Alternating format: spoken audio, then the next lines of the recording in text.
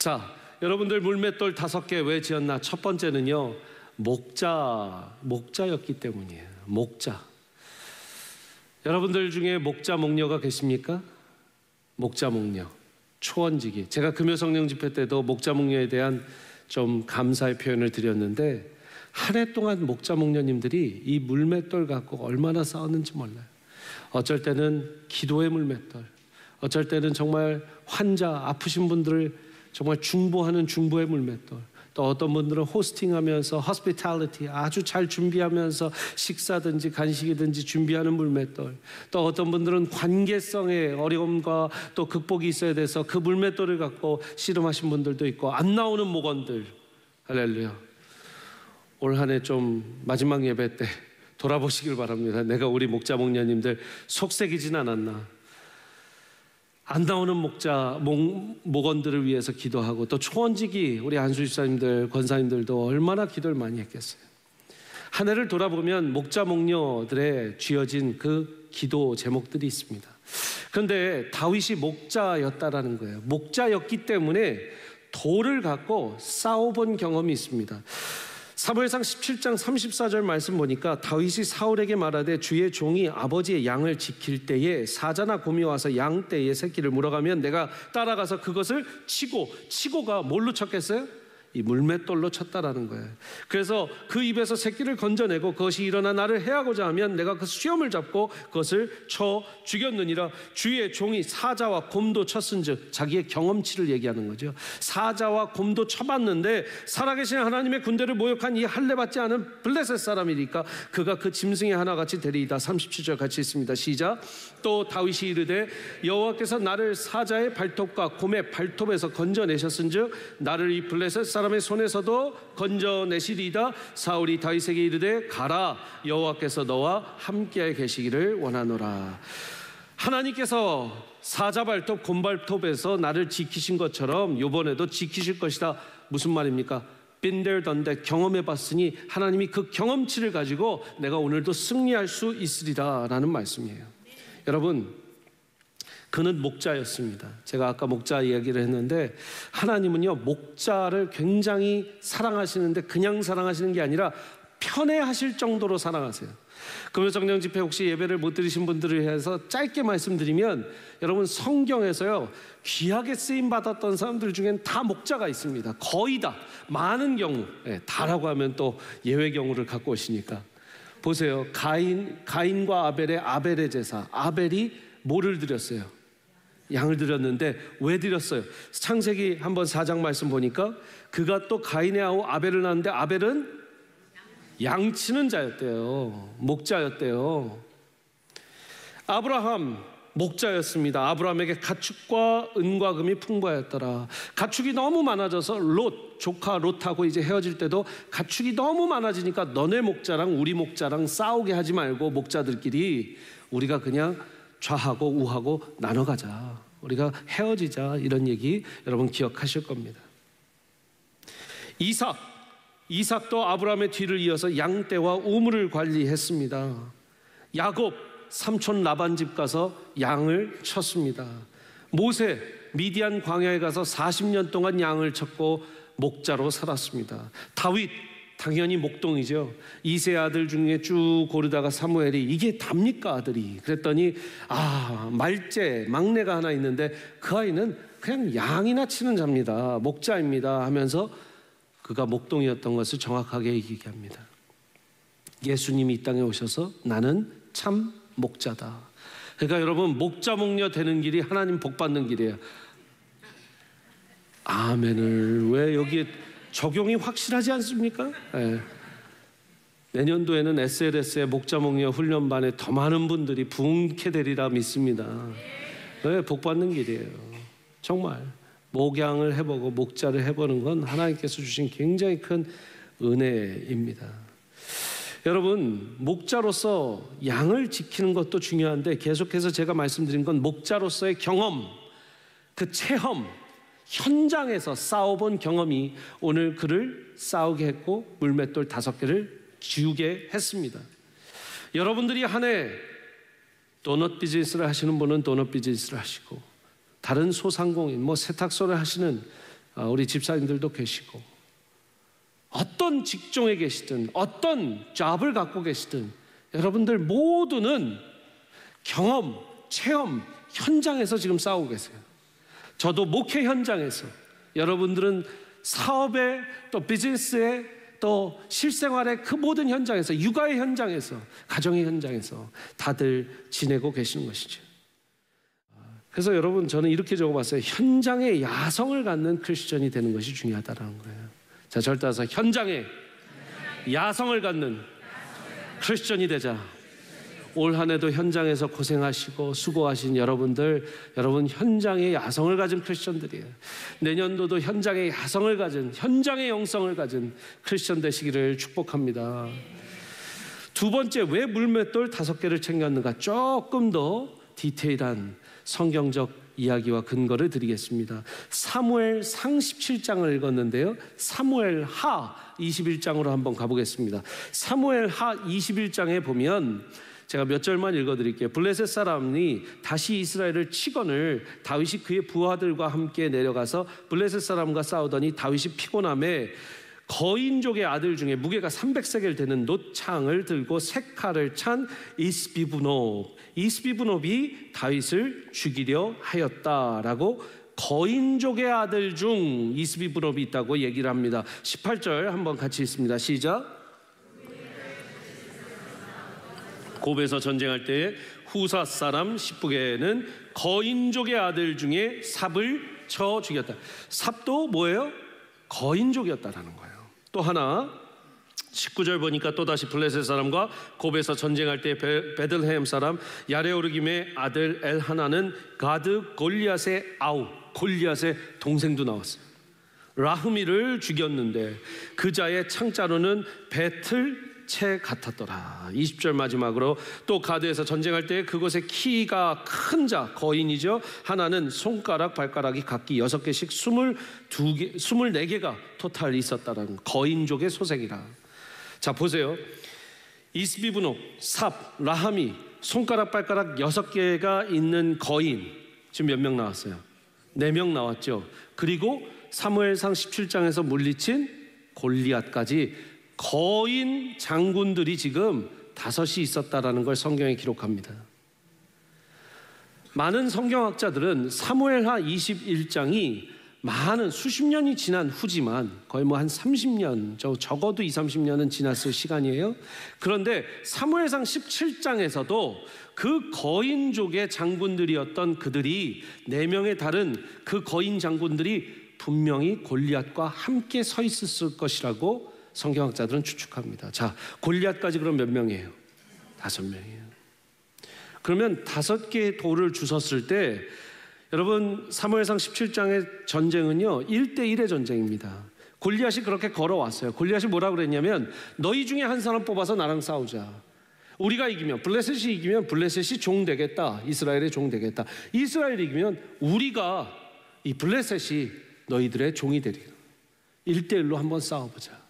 자, 다윗이 나섭니다. 다윗이 딱 돌 들고 슬링샷, 이 물맷돌 들고 딱 가는데 거인 한 명 보여요. 골리앗이에요. 저 막 하나님을 막 비방하고 하나님의 이 이름을 아주 망령되이 여깁니다. 그런데 뒤에 보니까 4명 거인이 또 있어요. 크게 보입니다. 와, 저 골리앗을 내가 한 방에 물리치더라도 4명 다른 거인이 나한테 또 달려오겠구나. 더 죽자.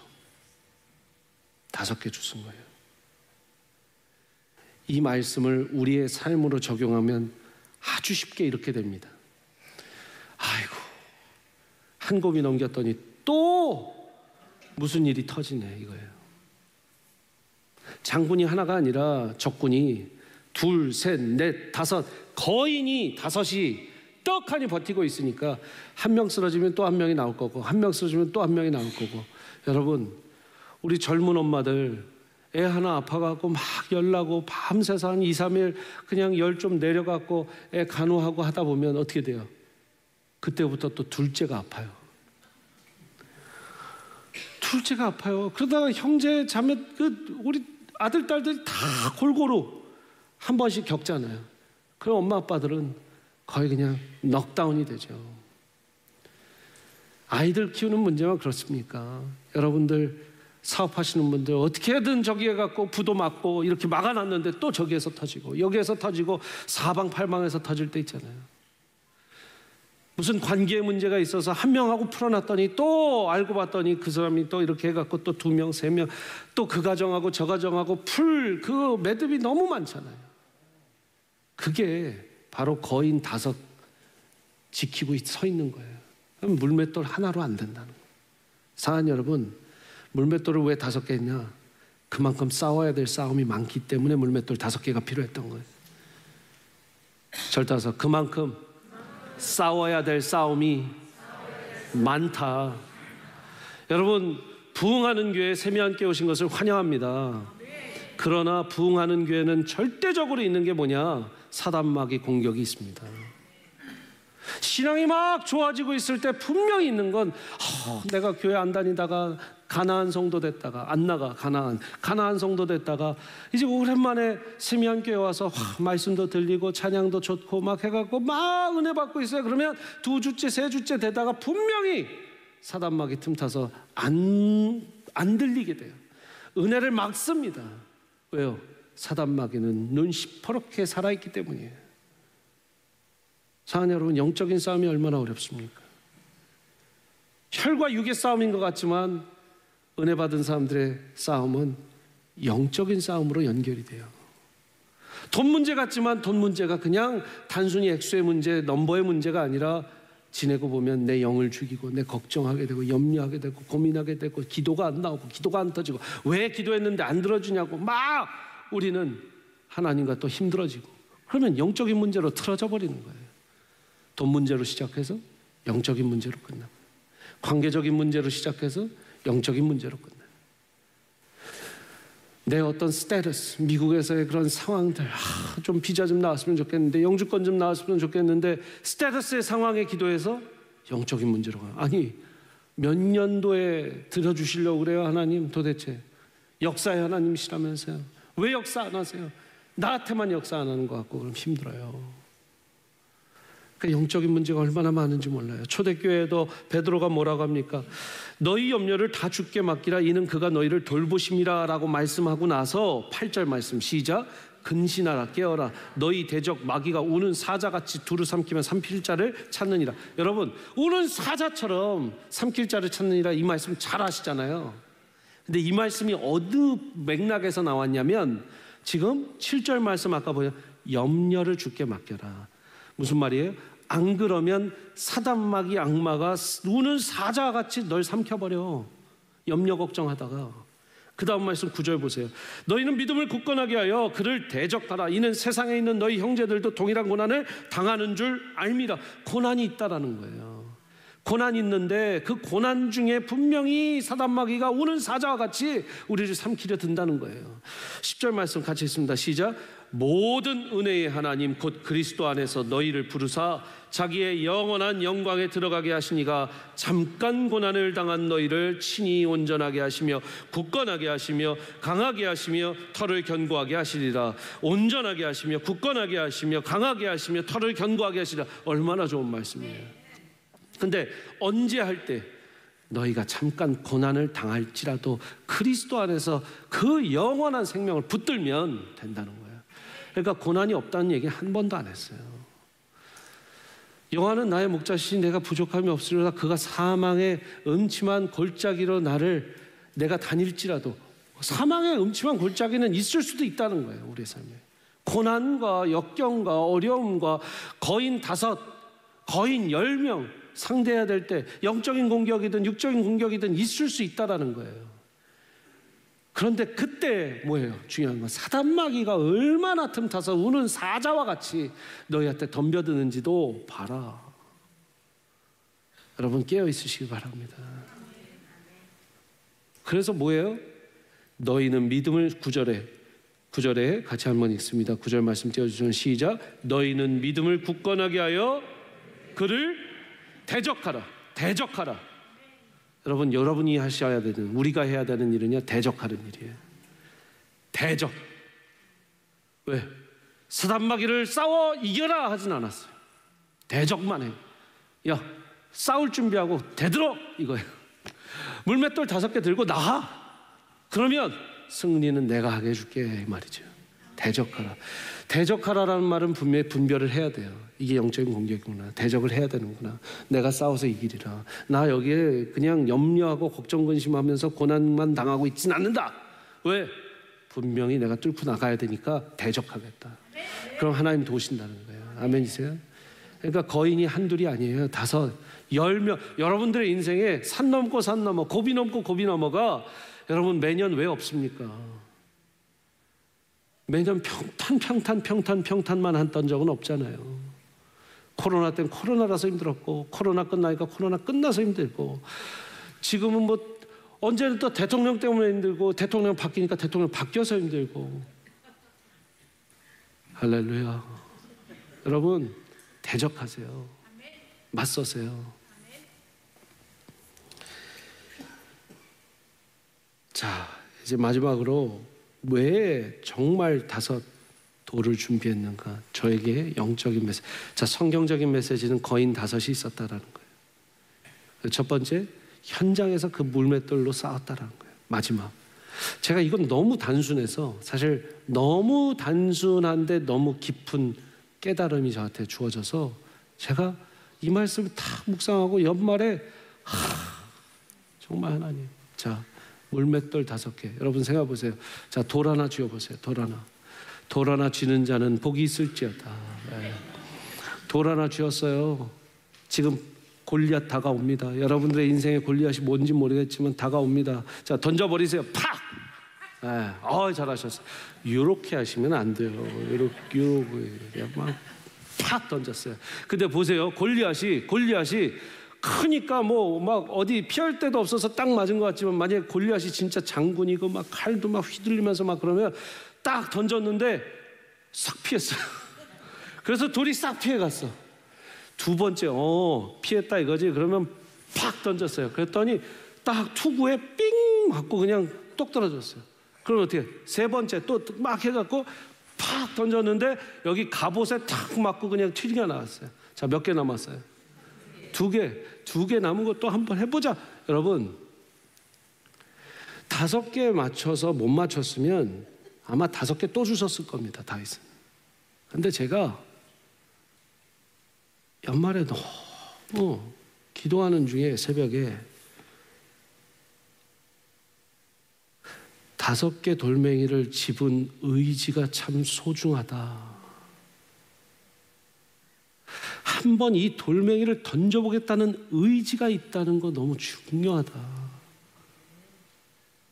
여러분 5개 돌멩이가 쥐어져서 던지는 게 아니라 자기가 무릎 꿇고 엎드려 갖고 5개를 물맷돌을 주웠다라는 의지가 있었기 때문에, 싸울 의지가 있기 때문에 여기 나간 거예요.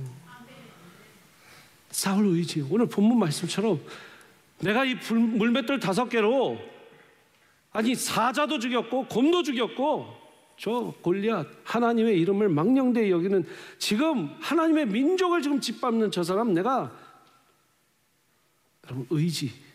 근데요 의지가 없으면 돌멩이가 보여도 죽고 싶지가 않아요. 분명히 돌멩이로 싸워서 이겨봤는데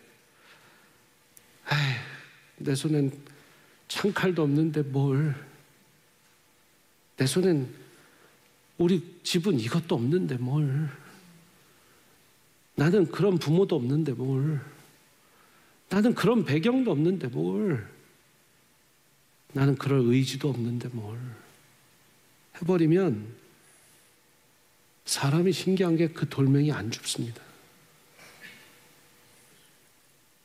근데 45절 말씀 보니까 다윗이 블레셋 사람에게 이르되 너는 칼과 창과 단창으로 내게 나아오거니와 나는 만군의 여호와의 이름 곧 네가 모욕하는 이스라엘 군대의 하나님의 이름으로 내게 나아가노라 그랬어요. 아멘. 45절에 그래서 칼과 창과 단창으로 나오냐? 나는 하나님의 이름으로 나간다. 야, 이거 보고 사람들이 늘 박수 치는 게 다윗의 믿음 갖고 칼과 창과 단창이 아니라 믿음 갖고 하나님의 이름으로 나아가십시오 라고 하는데, 중요한 건 뭐냐면 그 나아가고 싶은 의지가 있냐는 거예요. 아멘. 근데 나아가고 싶은 의지가 없으면요, 나서고 싶지도 않아요. 섬기고 싶지도 않아요. 새해가 됐는데 괜히 목사님 인사 저기에서 하는 거 아는데 단대로 가요. 왜? 괜히 얼굴 봤다가 뭐 하나 맡으시죠 이럴까 봐. 응?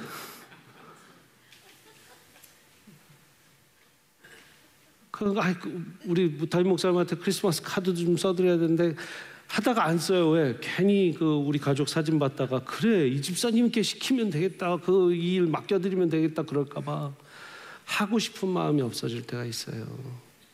여러분 일도 여러분 하시는 일 10년, 20년, 30년, 40년 하시면 어때요? 번아웃도 오고 또 그냥 안 하고 싶을 때도 있잖아요. 참 하나님께 제가 간구하고 기도하는 건 여러분들이 의지를 갖고 매일 나아가기를 바랍니다. 의지가 willingness가 생기잖아요. will, 의지, 뜻. 그러면 그 나머지는 하나님이 다 손 내밀어서 도와주세요. 아, 설교 강단에 서겠다. 하나님 말씀을 정말 전하겠다. 하나님, 나 설교 못하는데 어떻게 해야 됩니까? 그러면 하나님이 다 준비하게 하세요. 근데 안 전하고 싶다, 못 전하겠다, 힘들다, 숨고 싶다 이러면 못 전하더라고요. 저라고 그런 시간이 없었을까요? 의지가 없는 게 아니라 의지가 꺾이는 겁니다.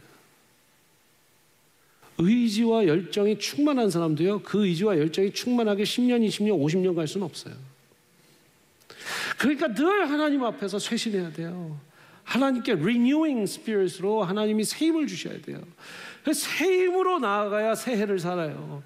여러분 365일 그냥 사는 거 아닙니다. 365일 엄청난 의지를 갖고 오늘도 눈 떠서 살아보겠다는 의지가 아침 먹자예요.